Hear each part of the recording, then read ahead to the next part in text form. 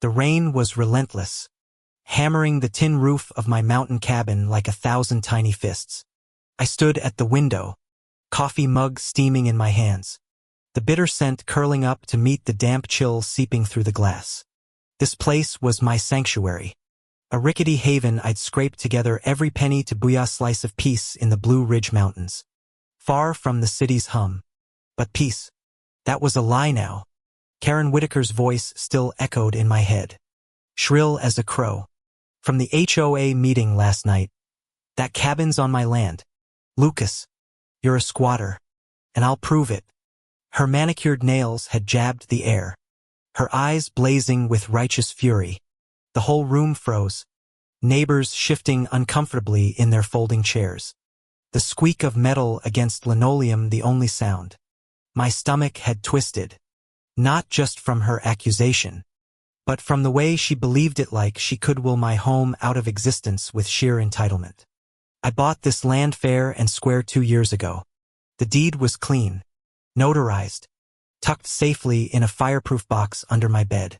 Old man Jenkins, the previous owner, had shaken my hand, his calloused grip steady as he handed me the keys. "This place is yours now, son," he'd said, voice gravelly from decades of whiskey and wind. I'd spent every weekend since sanding floors, patching leaks, making it mine. But Karen, she was the HOA president, a self-appointed queen of this tiny mountain community. And she'd decided my cabin home was a clerical error, a blot on her perfect ledger. She claimed Jenkins had sold her the plot years ago, a handshake deal with no paper trail. And now she was coming for me. The morning air was heavy with pine and wet earth as I stepped onto the porch, boots sinking into the warped wood. My breath caught at the sight of a neon orange notice taped to my doorframe. The ink smudged but the words screaming, "Cease and desist. Vacate property within 30 days. Karen's name was scrawled at the bottom, her signature looping like a noose.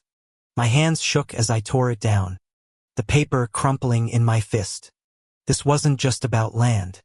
It was personal. Karen had hated me since I moved into Young. Too city. Too uninterested in her petty rules about mailbox colors and lawn heights. She'd made it her mission to break me. I drove down the mountain, the truck's tires spitting gravel, wipers slashing at the rain. My lawyer, Sarah, worked out of a cramped office in town, the kind with peeling wallpaper and a coffee maker that hissed like it was dying. She leaned back in her chair, glasses perched on her nose, as I slid the notice across her desk. "She's got no case, Lucas," Sarah said, her voice calm but sharp, like a blade hidden in silk. "No deed, no contract, just her word. We'll fight this." But her eyes lingered on the notice, and I caught the flicker of doubt. Karen's influence ran deep in this town. Her husband was a county commissioner, her brother a judge. I was an outsider, a 32-year-old carpenter with no roots here. The odds felt stacked, the air in the room thick with the musty scent of old files and fading hope. Days bled into weeks, each one heavier than the last. Karen's campaign was relentless. She'd corner neighbors at the general store, her voice carrying over the jangle of the bell above the door, spinning tales of how I'd stolen her land. Whispers followed me, darting away when I passed, the creak of floorboards under my boots suddenly too loud. I'd lie awake at night, the cabin's walls groaning in the wind, imagining her smug smile as she planned her next move. My savings dwindled on legal fees, my sleep stolen by the constant drip of rain through a leak I hadn't had time to fix. But I wasn't giving up. This cabin was more than wood, and nail sit was the promise I'd made to myself after my dad died. To build a life that mattered. To stop running. Then came the twist. The kind you don't see coming until it's staring you in the face. I was clearing brush behind the cabin, the air sharp with the tang of sap and mud, when I found it, a rusted metal box half buried under a tangle of roots. My hands, blistered from the axe, pried it open to reveal a stack of yellowed papers. Among them was a letter from Jenkins, dated 10 years back, addressed to his sister, Margaret.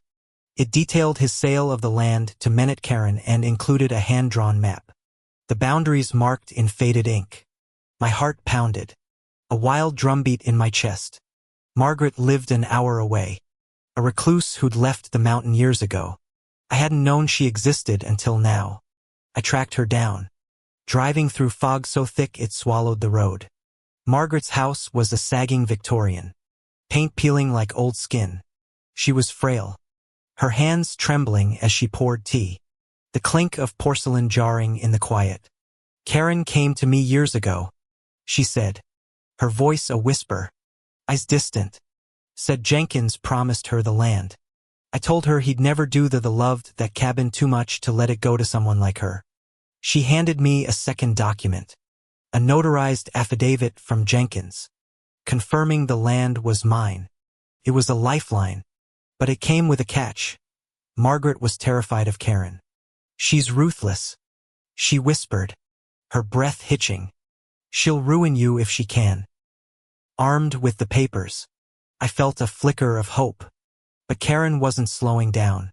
She filed a lawsuit, claiming fraud, her lawyer's voice booming in the courthouse like a preacher at a revival.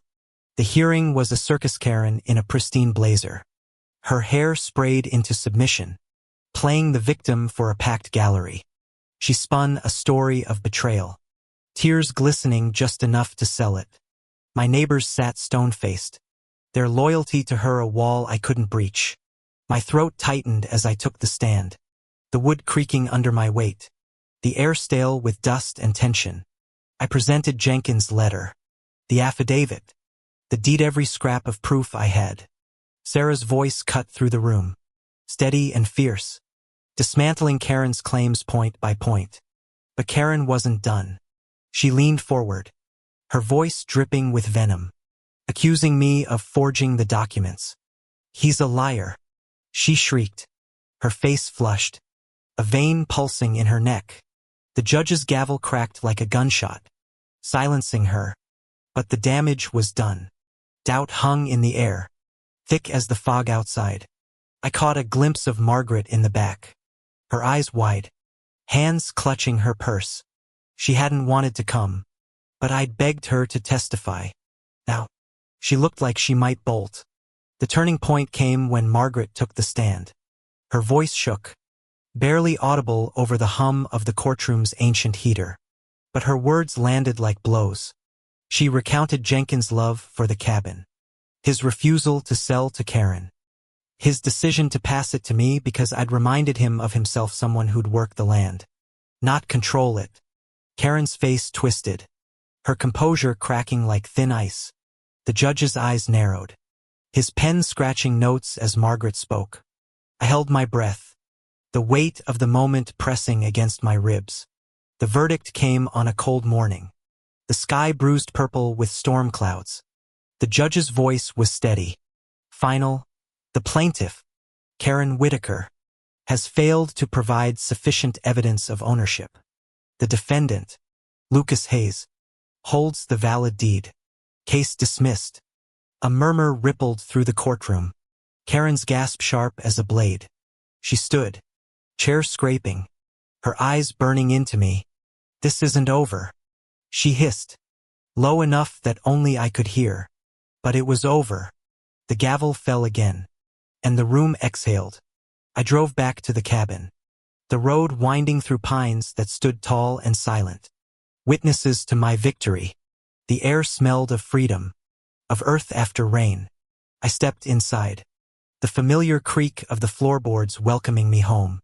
My hands traced the rough-hewn walls, the knots in the wood like old scars.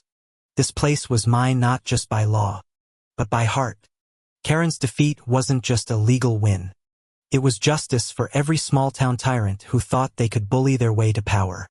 I sank into the porch chair, the weight of months lifting, and let out a long, shaky breath. The mountains stretched before me, vast and unyielding, whispering a truth I'd fought to prove. Some things are worth standing for, no matter the cost.